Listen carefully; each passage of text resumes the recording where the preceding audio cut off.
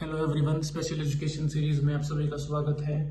आज हम डिस्कस करेंगे एनडीएमसी में स्पेशल एजुकेशन टीचर का जो एग्जाम हुआ था उसके कुछ बचे हुए क्वेश्चंस को। So question number first is who developed the widely used behavioural treatment method known as the Lovaas method.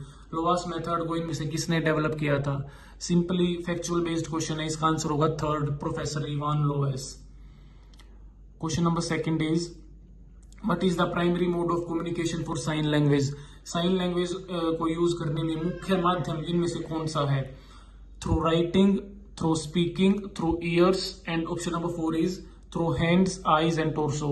सो इसका आंसर होगा फोर्थ, क्योंकि हम साइन लैंग्वेज को यूज करते वक्त अपने हाथों का भी यूज करते हैं और साथ साथ टोर्सो का भी उसमें कहीं ना कहीं यूज होता है। टोर्सो का मतलब है the main part of our body excluding neck, hands and feet, यानी कि हमारी नेक, दोनों हाथ और पैर को छोड़ के जो हमारा आगे का हिस्सा बचा है उसको हम टोर्सो बोलते हैं। सो इसका आंसर होगा fourth. Question number 3 is who has prosthetic technology advanced to assist individual with hearing aids. Individual with hearing impairment, hearing impairment बच्चे को असिस्ट करने के लिए इनमें से किस प्रोस्थेटिक टेक्नोलॉजी या फिर किस असिस्टिव टेक्नोलॉजी का यूज हुआ है? सो ऑप्शन नंबर फर्स्ट इसका आंसर होगा, क्योंकि कोक्लियर इम्प्लांट जो है वो प्रोस्थेटिक टेक्नोलॉजी का हिस्सा है और डिजिटल हियरिंग एड भी एक असिस्टिव टेक्नोलॉजी का हिस्सा है, तो इस हिसाब से इसका आंसर होगा first. Question number 4 is according to World Federation of Deaf, what approach is becoming popular in educating deaf children? Deaf children को एजुकेट करने के लिए इनमें से कौन सी अप्रोच काफी प्रसिद्ध हो रही है वर्ल्ड फेडरेशन ऑफ डेफ के अनुसार? सो इसका आंसर होगा fourth, adopting a bilingual approach with sign language as a teaching language, यानी कि बाइलैंग्युअल अप्रोच का हम यूज करेंगे विद साइन लैंग्वेज के साथ। Option number fourth will be the correct answer. Question number 5 is assertion और reasoning का question है। Assertion है maintaining close proximity between a child with hearing impairment and teacher is essential in inclusive classroom। देखिए, अगर हमारी class में hearing impairment का बच्चा है तो सबसे पहले क्या होगा, क्योंकि बच्चे की सुनने की क्षमता प्रभावित है तो टीचर उसको क्लास में सबसे आगे बिठाएगा ताकि बच्चे को टीचर की आवाज अच्छे से सुनाई दे सके। सो हाँ, एसर्शन इसकी सही है, क्योंकि क्लोज प्रोक्सिमिटी का मतलब है बच्चे और स्टूडेंट के बीच जो दूरी है वो नहीं होनी चाहिए, वो नजदीक बैठनी चाहिए या फिर बच्चा पहले बेंच पे बैठना चाहिए ताकि उसको टीचर की आवाज सुनाई दे सके। रीजन है close proximity allows for better visual and auditory communication between child and the teacher। हाँ, सही है, क्योंकि जो अगर बच्चा पहले बेंच पे बैठेगा, अगर बच्चा टीचर के नजदीक होगा तो विजुअल अप्रोच भी बच्चे की सही होगी, बच्चा बोर्ड पे लिखी चीजों को आराम से देख पाएगा और शायद वो सुन भी अच्छे से पाएगा जो टीचर उसको इंस्ट्रक्ट कर रहा है, जो टीचर उसको क्लास में पढ़ा रहा है। सो इसका आंसर होगा second, both assertion and reasoning are true and reason is the correct explanation of assertion. Option number second. Question number 6 is which device provides immediate hard copies of braille text and allows for text insertion and proofreading before printing। देखिए, इनमें से ऐसा कौन सा device है जो immediate hard copies यानी कि फोटोकॉपी प्रोवाइड करता है ब्रेल टेक्स्ट की?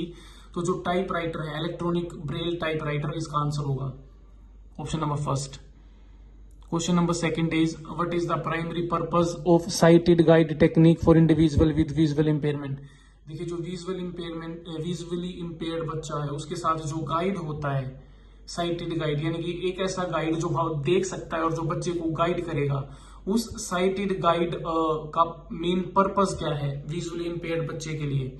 Option number first, to enhance communication and understanding between the visually impaired person and the guide.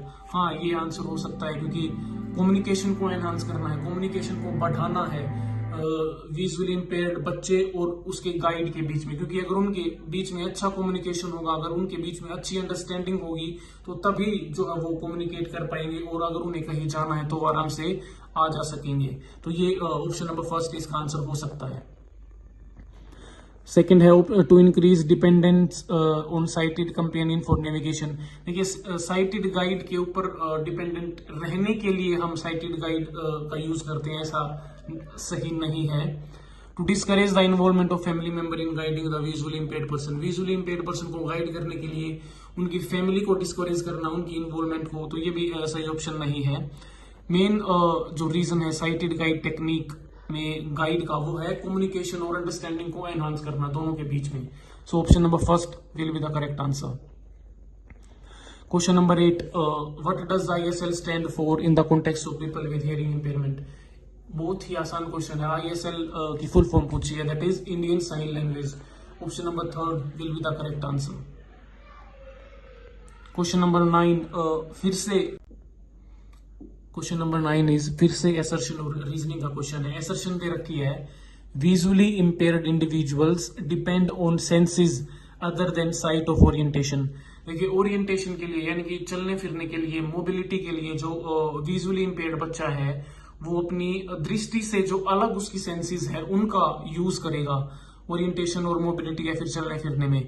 Assertion सही है क्योंकि पहले ही बच्चे की जो है दृष्टि वो बाधित है और वो अपनी दृष्टि की सेंस से अलग जो सेंसेस है यानी कि हियरिंग सेंस हो सकती है, टच की सेंस हो सकती है, स्मेल की सेंस हो सकती है, उसका यूज करके जो है बच्चा मोबिलिटी कर सकता है या फिर चल सकता है। रीजनिंग है, they utilize their senses of hearing, touch and smell to recognize obstacle and landmark. और चलते वक्त जो विजुअली इंपेयर्ड बच्चा है वो अगर उसके बीच में कोई बाधा आ रही है, देखिए क्योंकि उसकी अब दृष्टि तो बाधित है, विजुअली वो इंपेयर्ड है, अब उसके सामने कोई बाधा आई है, उसके सामने कोई ऑब्स्टेकल या कोई लैंडमार्क आया, उसकी पहचान वह बच्चा कैसे करेगा? उस ऑब्स्टेकल की पहचान वो अपनी साइट से जो अलग सेंसेस हैं, हियरिंग सेंसेस, टच और स्मेल की सेंसेस से करेगा। सो एसर्शन भी सही है और रीजनिंग भी सही है इस क्वेश्चन में। सो इसका आंसर होगा first, both assertion and reasoning are true. Question number 10, which method of communication emphasise the use of amplification of speech reading of for students with hearing impairment. Hearing impairment बच्चे में speech के amplification का use इनमें से किस method में हुआ है? सो इसका आंसर है फर्स्ट, ओरल, ऑडिटरी और oral method. Question number 11, how does orientation and mobility training benefit individual with mobility challenge. Orientation और मोबिलिटी की जो ट्रेनिंग है वो विजुअली इंपेयर्ड बच्चे को चलने फिरने में कैसे मदद करती है? Option number first is by enhancing control over their environment and promoting independence. यानी कि इन्वायरमेंट के ऊपर जो है उनका कंट्रोल होगा, इन्वायरमेंट के ऊपर अपने वो कंट्रोल को बढ़ा देंगे और जो है वो कहीं ना कहीं स्वतंत्रता या इंडिपेंडेंस को प्रमोट करेंगे। Option second is by increasing dependence on other for daily routine activities. देखिए दूसरों के ऊपर डिपेंडेंट नहीं होना है। ओरिएंटेशन और मोबिलिटी में जो बाधा आ रही है उसके लिए हमें कहीं ना कहीं इंडिपेंडेंट होने की जरूरत है, तो सेकंड ऑप्शन नहीं होगा। By restricting their movement to prevent potential dangers. उन्हें खतरों से बचाने के लिए हम उनके जो है आने जाने पर रोक लगा देंगे, ये ऑप्शन भी गलत है। By isolating them from community life and workforce. उनका जो वर्क प्लेस है, उनकी जो जॉब का स्थान है, उनको हम वहीं पे ही बंद करके रखेंगे, तो ये भी ऑप्शन सही नहीं है। सो इसका आंसर होगा first, bye enhancing control over their environment. उनको उनके इन्वायरमेंट में एडेप्ट होने देना, कंट्रोल ओवर देयर इन्वायरमेंट का यही मतलब है, और इंडिपेंडेंस को प्रमोट करना। So answer option number first will be the correct answer. Question number 12 is according to the social model of disability what is considered the primary factor in determining disability. Disability को निर्धारित करने में कौन सा primary factor है, किसके हिसाब से? सोशल मॉडल ऑफ डिसेबिलिटी के हिसाब से। First option is personal health condition, genetic predispositions, third option is social and environmental factors, fourth option is access to medical treatment. देखिए सोशल मॉडल ऑफ डिसेबिलिटी के बारे में के हिसाब से पूछा है, यानी कि समाज का जो मॉडल है डिसेबिलिटी के रिगार्डिंग, तो उस हिसाब से option number third social and environmental factor होगा। पर्सनल हेल्थ कंडीशन जो है वो मेडिकल एस्पेक्ट, मेडिकल मॉडल से रिलेटेड है। जेनेटिक प्रेडिस्पोजिशन भी जो है वो मेडिकल मॉडल से रिलेटेड है। So option number third will be the correct answer. Question number 13 is what advantage does sign language offer in school. यानी कि साइन लैंग्वेज के लाभ क्या है स्कूल के अंदर? Option number first, it reduces cognitive skills in students. Student के अंदर कोग्निटिव स्किल को घटाता है? नहीं, ये नहीं है, ये गलत ऑप्शन है। It hinders the learning process, यह लर्निंग प्रोसेस में बाधा है, यह भी गलत है। फोर्थ ऑप्शन है, it limits the transmission of knowledge and information, knowledge और इंफॉर्मेशन के ट्रांसमिशन में, उसके आदान प्रदान में यह बाधा डालता है, ये ऑप्शन भी गलत है। इसका आंसर होगा third, it enhance the communication process, sign language communication करने में हेल्प करता है। सो जो फर्स्ट, सेकंड और फोर्थ ऑप्शन है वो नेगेटिव ऑप्शन है, वो नहीं होंगे। Option number third will be the correct answer. Question number 14, what distinguishes individual inclusive education. Inclusive education के बारे में पूछा है, होती क्या है। Option number first is enrolling student with special needs in general education classes. हाँ, ये ऑप्शन हो सकता है। जनरल क्लास में, नॉर्मल क्लास में जो है स्पेशल बच्चे को एनरोल करना, स्पेशल बच्चों को उनके साथ पढ़ाना, ये ऑप्शन हो सकता है।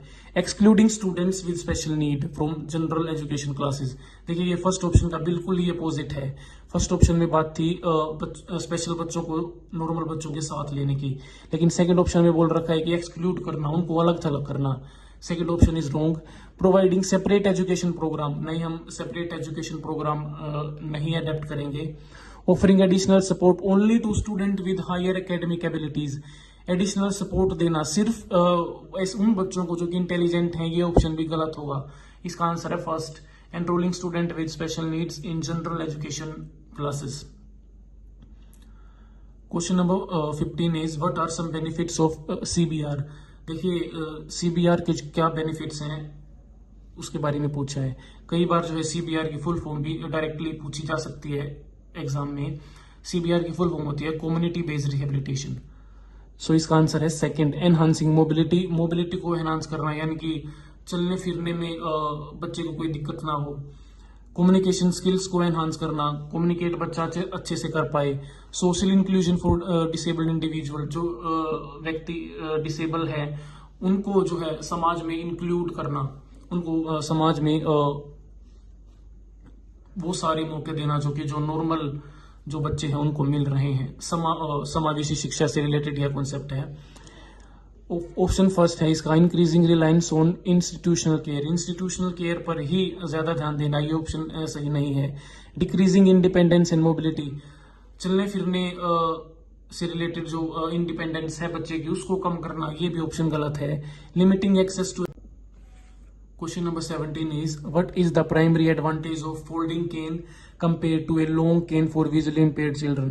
देखिए विजुअली इंपेयर्ड बच्चे के मोशन में जो चीजें यूज होती हैं उनमें से एक कॉन्सेप्ट होता है फोल्डिंग केन का और दूसरा कॉन्सेप्ट होता है लॉन्ग केन का। तो उन्होंने पूछा है कि फोल्डिंग केन को अगर विजुअली इंपेयर्ड बच्चा यूज करेगा तो उसके एडवांटेजेस क्या होंगे लॉन्ग केन के संदर्भ में, यानी कि लॉन्ग केन के कंपैरिजन में फोल्डिंग केन के क्या एडवांटेजेस हैं। Option number first is folding cane can be easily stored in a bag while travelling. देखिए फोल्डिंग केन को हम फोल्ड कर सकते हैं, उनको फोल्ड करके बिल्कुल छोटा करके हम बैग में डाल सकते हैं और जब जरूरत हो हम उसको फिर से लंबी करके हम मोबिलिटी में यूज कर सकते हैं। सो ऑप्शन नंबर फर्स्ट ही जो है इसका आंसर होगा। Question number 18, what is the primary objective of rehabilitation. Rehabilitation का प्राइमरी ऑब्जेक्टिव क्या है। To promote social stigma and exclusion, देखिए एक्सक्लूजन की बात है, ये ऑप्शन तो होगा ही नहीं। To limit access to health services for people with disabilities, people with disabilities को हेल्थ सर्विस लेने में कहीं ना कहीं कमी करना, ये ऑप्शन भी गलत है। To isolate individual with disability from communities, individual with disability को उनके समाज से अलग थलग करना, ये ऑप्शन भी गलत है। Option number 4, to enable individual to attain highest possible level of positive health, यानी कि अपनी हेल्थ का हाईएस्ट लेवल अटेन करना और अपने सोशल इंटीग्रेशन को अचीव करना। सो ऑप्शन नंबर 4 इसका आंसर होगा, क्योंकि पहले 3 जो ऑप्शन है वो नेगेटिव ऑप्शन है। So option number 4 will be the correct answer. Question number 19 फिर से फैक्ट बेस्ड क्वेश्चन है। When did the notion of CBR emerge, CBR का जो नोशन है वो कब एमर्ज हुआ था, यानी कि सीबीआर कब उसका कॉन्सेप्ट कब दिया गया था, that is 1978। Question number 20, what type of assistive technology is often used to facilitate writing for individual with physical impairment.